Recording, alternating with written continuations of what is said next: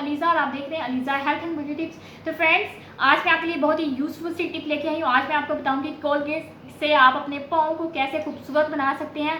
जी हाँ फ्रेंड्स, हमारे पाँव जो हाथ हैं वो गर्मियों में ब्लैक हो जाते हैं धूप की वजह से, तो आपको बहुत ही आसान सा तरीका बताऊंगी।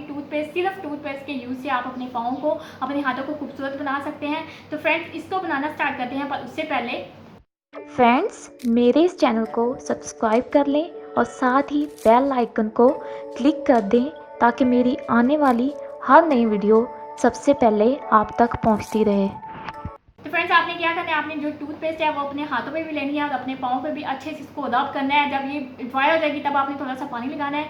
लगाने के बाद आपने अच्छे से इसको ऐसे रब करना है। जब ये बिल्कुल आपकी स्किन के अंदर जज़ब हो जाएगी तो आपने इसको आधे घंटे के लिए ऐसे खुला छोड़ देना है। आप इसे वीक में 2 या 3 दफ़ा लाजमी ट्राई करें। आपके पाँव जो और हाथ हैं वो बहुत ही ज़्यादा खूबसूरत और वाइट हो जाएंगे। तो फ्रेंड्स, ये थी मेरी आज की यूज़फुल सी टिप। तो कैसी लगी आपको? अगर आपको अच्छी लगी हो तो उसे मेरे चैनल को सब्सक्राइब करें और मेरी वीडियोज़ को लाइक करें। मिलती हूँ नेक्स्ट वीडियो में, तब तक के लिए बाय बाय।